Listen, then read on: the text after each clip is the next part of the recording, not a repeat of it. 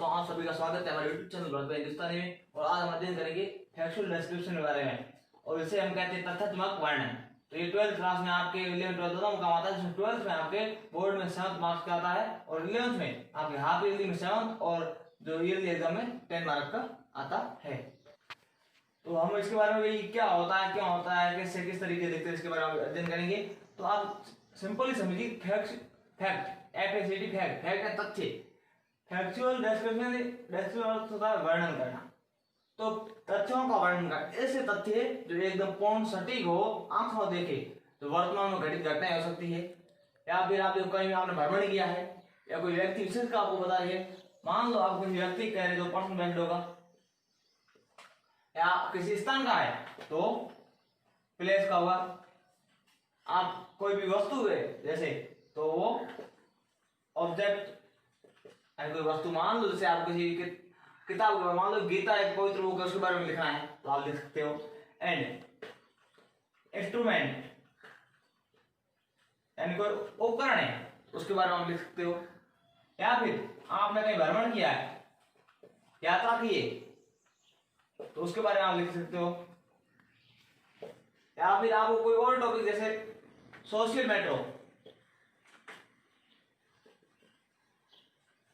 इसके बारे में आपको कहा जा सकता है।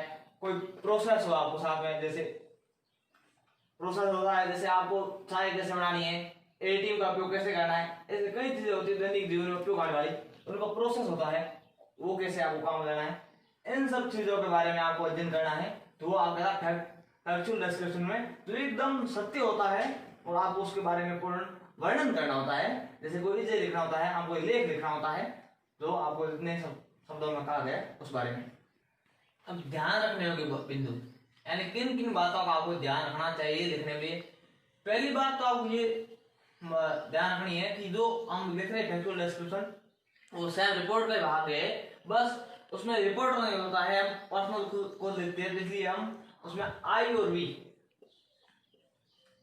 का यूज हो सकता है, आई और वी का यूज भी हो सकता है।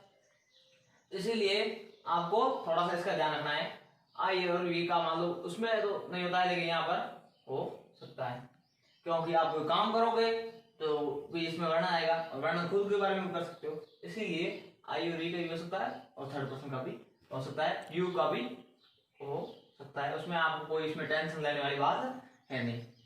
बाकी जैसा उसमें था वैसा वैसा मिलेगा आपको। यदि वो वाला वीडियो आपको देखना है तो उसका लिंक आपको मिल जाएगा। अब शीर्षक को पेज के बीचों बीच बड़े अक्षरों में लिखना चाहिए, यानी कि जो हेडिंग थी, जैसा हम रिपोर्ट में लिख रहे थे वैसा का वैसा यहाँ पर भी मध्य में बीचों बीच पेज के और बड़े अक्षरों में लिखना है। फिर एक लाइन छोड़नी है, वहां तो हम जस्ट नीचे लिखे थे बाई प्लस रिपोर्टर का नाम वगैरह, यहाँ हमारे को एक लाइन छोड़नी है, उसके बाद सीधा वर्णन शुरू करना। ना कोई डेट है, ना कोई रिपोर्टर का नाम है, डायरेक्ट स्टार्ट करना है वर्णन। तो ये कोई घटना, ऐसी घटना है जो आपको देखिए, एक हम अपने मन से घटना का वर्णन कर रहे हैं। शीर्षक संबंधी महत्वपूर्ण बिंदु शामिल करें, यानी कि शीर्षक मान लो पर्सन बेस्ड है, किसी व्यक्ति विशेष पे, तो अन्य व्यक्तियों के उसमें तो नाम वगैरह, उसमें उसकी गरिमा वगैरह, ऐसे कुछ मान लो पहले से स्थान है तो उस स्थान पे क्या क्या चीजें है महत्वपूर्ण देखने लायक वगैरह, उन चीजों को शामिल।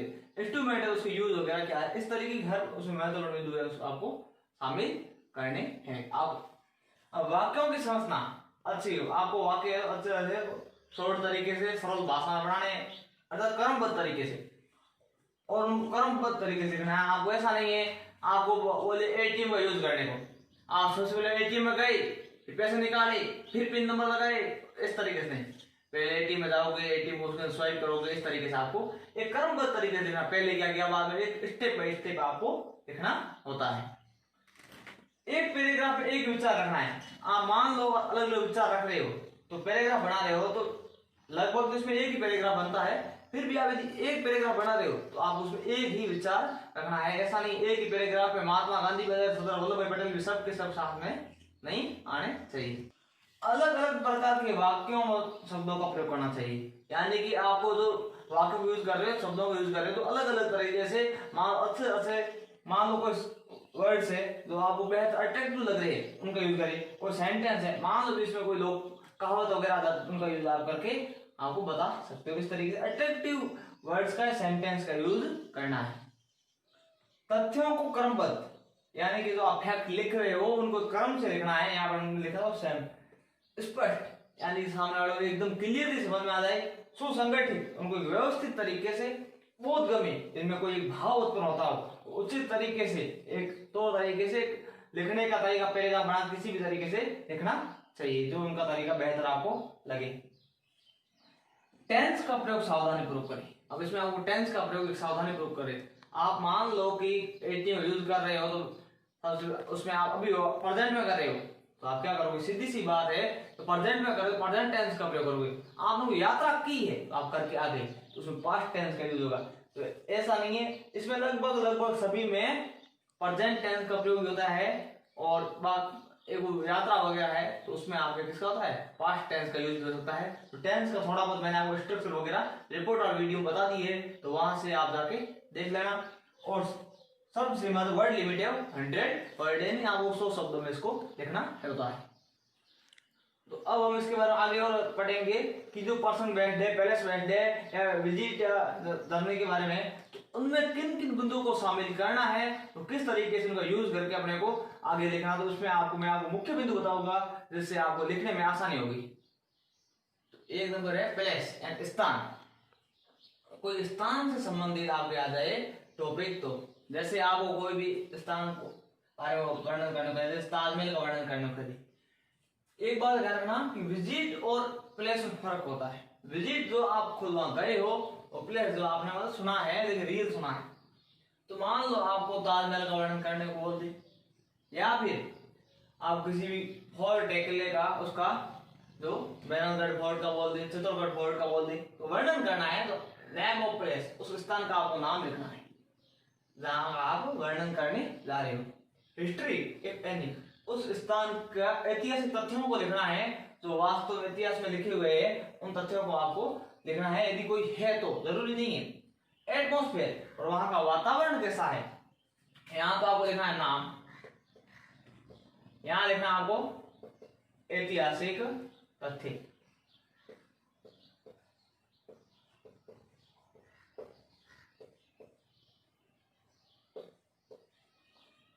और यहां पर आपको देखना एटमॉस्फेयर, वहां का वातावरण।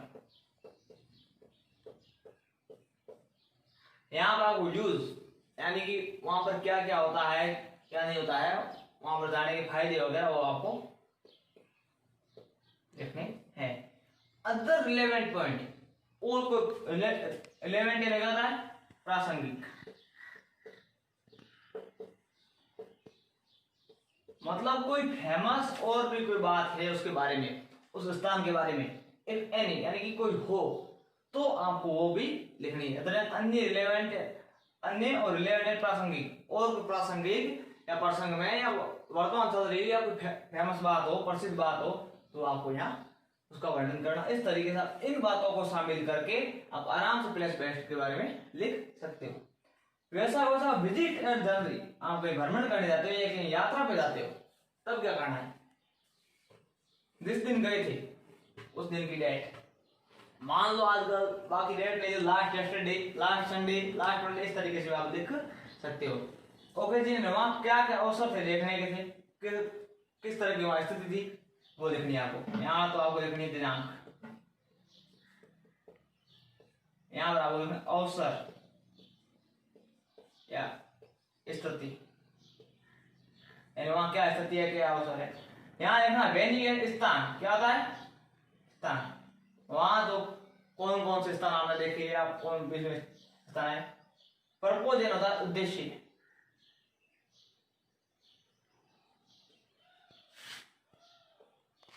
तो यहाँ आपको अपने लिखने पर्पज है, उद्देश्य लिखना होता है कि आप वहां क्यों गए, क्या उद्देश्य था, किस उद्देश्य से आप वहां गए, आपने क्या देखने के लिए गए, इस तरीके से। नेचुरल सीनरी, ये होता है सीन, सीन से सीनरी क्या होता है देखा, तो आपने जो प्राकृतिक तौर पे क्या देखा, नेचुरल प्राकृतिक, तो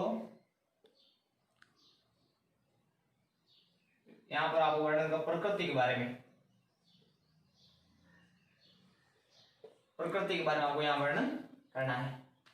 इंटरेक्शन विद अदर्स, यानी अन्य लोगों से बातचीत। इंटरेक्शन यहाँ वार्तालाप होता है, अदर देन अन्य के साथ, अन्य लोगों से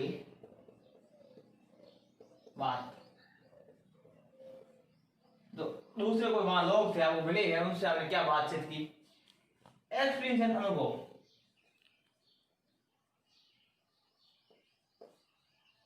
वहां जाने का आपने क्या अनुभव मिला, आपने क्या देखा, आपको कौन कौन सी ऐतिहासिक घटना याद आई, कौन सी अच्छी बात लगी, वो सब अनुभव आपको यहाँ लिखने हैं। कंक्लूजन क्या है, परामर्श, निष्कर्ष। जाने के बाद आपको कैसा महसूस हुआ है, आप वहां जाने की सलाह देंगे लोगों को, या परामर्श देंगे या नहीं देंगे, उस बारे में लोगों को बताएंगे, क्या करेंगे, ये सब आपको पॉइंट्स में शामिल करें। इतने पॉइंट्स यदि आप लिख दोगे तो आप ये आराम से पूरा हो जाएगा। नेम ऑफ पर्सन, अब जैसे किसमें होगा, पर्सन व्यक्ति में, किसी व्यक्ति के बारे में वर्णन कर रहे हो, कोई भी महान व्यक्ति है, महापुरुष है, कोई जैसे महात्मा गांधी मान लो, स्वामी विवेकानंद मान लो, या भगत सिंह मान लो, कोई भी हो व्यक्ति विशेष, तो उसके बारे में आपको अध्ययन करना है। तो नेम ऑफ पर्सन, उस व्यक्ति का नाम लिखिए जिसके बारे में आप वर्णन करने जा रहे हो, जिसके बारे में आप एक फैक्ट लिखने जा रहे हो। फिर आप relationship with the writer if any, यदि कोई लिख रहा है उसका उससे कोई रिलेशन होता है तो वो भी लिखना चाहिए, लेकिन आपका उनसे कोई लगभग रिलेशन नहीं हो सकता है, क्योंकि कोई महापुरुष थे, तो महापुरुष तो जरूर थे, हम उनकी फैमिली वगैरह से नहीं आते। प्रोफेशन, प्रोफेशन होता है उनका व्यवसाय।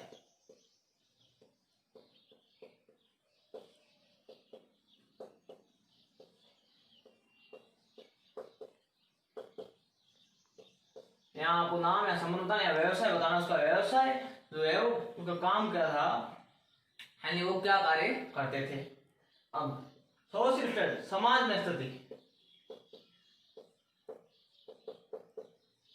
उसकी जो सामाजिक स्थिति है, समाज में क्या स्थिति है, समाज में क्या काम थे, कैसे थे।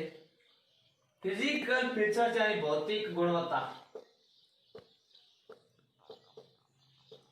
या भौतिक विशेषताएं,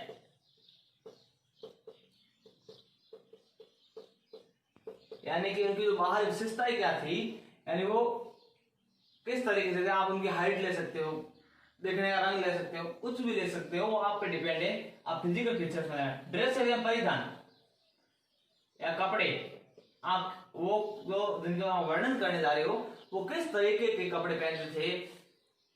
मेंटल क्वालिटी यानी मानसिक गुण, यानी उनकी मानसिकता कैसी थी उसके बारे में आपको अध्ययन। मोरल क्वालिटी यानी नैतिक गुण, यानी उनकी नैतिकता कैसी थी। फिर एक्शंस यानी उन्होंने जो क्या क्या कार्य किए समाज के लिए वगैरह, एंड जो कंडक्ट और उनका समाज के प्रति वगैरह, लोगों के प्रति कैसा व्यवहार था, कार्य और उनका व्यवहार किस तरीके का था लोगों के प्रति।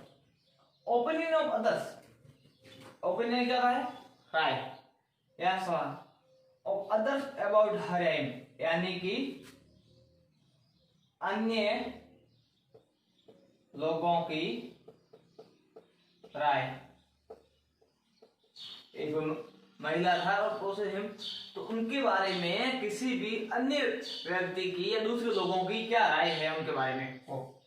अदर रिलेवेंट यानी और कोई प्रासंगिक तथ्य, प्रासंगिक तथ्य हो तो वो भी आप इसमें ऐड कर सकते हो।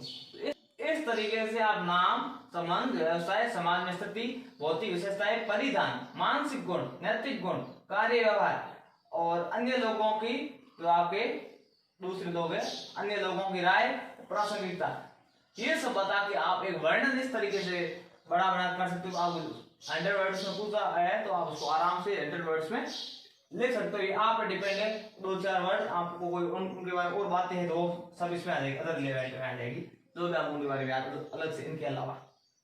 तो 4 नंबर है आपका ऑब्जेक्ट एंड इंस्ट्रूमेंट्स, यानी कि कोई वस्तु है या फिर कोई उपकरण है तो उसके बारे में आपको बताना होता है। तो कैसे बताओगे, उसका नाम लिखना। कोई भी वस्तु है, मान मोबाइल फोन है तो उपकरण है, मोबाइल फोन आ जाएगा। वस्तु है कोई किताब वगैरह तो वो भी नाम उसका आ जाएगा। अब स्ट्रक्चर, उसकी संरचना कैसी है, किस तरीके से बना हुआ है, उसकी आपको संरचना बनाना है, किस तरीके का है, कैसा है, वो सब बताना है। शेप यानी आकृति कैसी है, साइज यानी उसका आकार, और कलर यानी उसका रंग, ये सब आपको बतानी होती है। फिर मेड यानी उसकी बना कब, बनावट वगैरह कब बना, कैसे बना, वो सब। मॉडल, मॉडल ये नमूना कौन सा है। फिर ईयर ऑफ मैन्युफैक्चरिंग यानी किस वर्ष में बनाया गया है, वो आपको बताना है। कैपेसिटी यानी उसकी क्षमता कितनी है।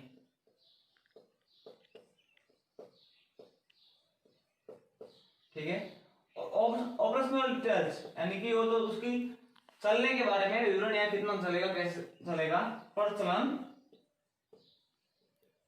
विवरण यानी तो चलने के बारे में विवरण है बताना है। फिर प्राइस यानी उसका तो मूल्य कितना है। अदर रिलेवेंट एंड प्रासंगिक, उसके बारे में और कोई जानकारी हो तो आपको वो भी देनी होती है। जैसे शेप यानी क्या होता है, आकृति, ध्यान रखना ये बात होगा। साइज यानी आकार, कलर यानी रंग, स्ट्रक्चर नाम, संरचना, और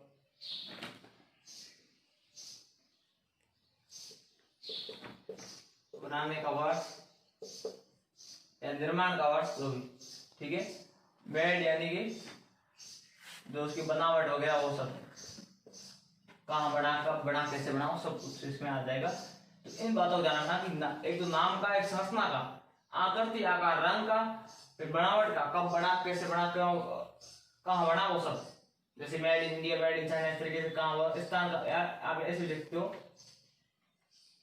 कहाँ बना वो आपको यहाँ बताना है। नमूना, उसका मॉडल कौन सा, जैसे कोई मोबाइल है, मान लो आपने कोई मोबाइल खरीद लिया एमआई का, एमआई का कौन सा, note 8, note 8 pro, note 9, note 9 pro, इस तरीके से उसके मॉडल होते हैं, हर चीज के आपको बताने होते हैं। ईयर ऑफ मैन्युफैक्चरिंग एंड निर्माण वर्ष कब बना, वो सब। कैपेसिटी एंड क्षमता, फिर ऑपरेशन प्रचलन विवरण यानी कब स्टार्ट हुआ, कैसे चलेगा, मार्केट में कैसे चल रहा है, कितना चलेगा, वो सब बताना है।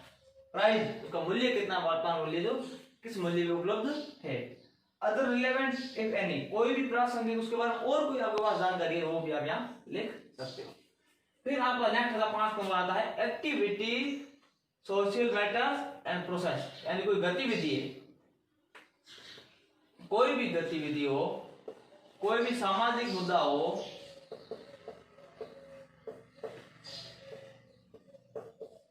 ठीक है, कोई भी प्रक्रिया, प्रोसेस, इन सब के बारे में आपको अध्ययन करना है। तो आपको क्या करना चाहिए, एक तो आपको लिखना नाम, कि आप किस बारे में अभी जो लिख रहे हो, स्टेप यानी कि उसको जो कौन से आपने कदम उठाए, जो कदम के बारे में आपको लेना है। तो स्टेप बाय, मैंने कहा था ना आपको, ये जो है एक्टिविटी, सोशल मैटर्स और प्रोसेस वाला, ये आपको स्टेप बाय स्टेप करना है। फर्स्ट स्टेप में क्या किया, फिर क्या किया, नेक्स्ट क्या किया, इस तरीके से स्टेप बाय स्टेप करना है। तो उसमें हमने कौन से स्टेप लिए, एक्सपेक्टेड चेंजेस, आपने क्या बदलाव देखे, जो बदलाव हुए है वो एक्सपेक्टेड, अनुमानित।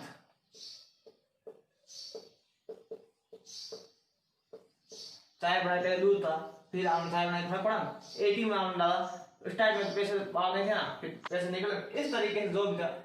फिर ऑब्जेक्टिव यानी आपका जो क्या उद्देश्य क्या था उसका, वो जो आपने लिखा था, वो जो आपने काम किया था, प्रोसेस या सोशल मैटर्स या कोई गतिविधि की थी, उसका वो उद्देश्य क्या था, किसी उद्देश्य तो आपने किया होगा ना। जैसे आपने कोई भी मुद्दा उठा लिया हो गंदगी का, तो गंदगी का मुद्दा उठाने का उद्देश्य क्या होता है, आपको आसपास सफाई, स्वच्छ भारत मिशन में योगदान, ये सब आपके उद्देश्य होते हैं, ये होने चाहिए। ऑब्जर्व फैक्ट यानी कि आपका जो उसके बारे में देखे गए तथ्य, फिर आपने उसमें क्या तथ्य पाए या क्या आपको बदलाव मिला, या फिर आप उसके बारे में क्या परामर्श मिली, क्या सलाह मिली, सब कुछ जो भी है इसमें आ जाएगा। तो इसी के साथ आपके 5 टॉपिक है, ये ज्यादा पूर्ण, और इसके बाद आपको पूरा ये आपको समझ में आ गया फैक्चुअल डिस्कशन। फिर भी समझ में नहीं आए तो आप हमारे को कमेंट बॉक्स में कमेंट भी कर सकते हो। वीडियो देखने के लिए धन्यवाद, और वीडियो लाइक शेयर सब्सक्राइब करें। और बाकी वाली वीडियो भी जरूर देखिए, तो प्ले लिस्ट में पढ़िए।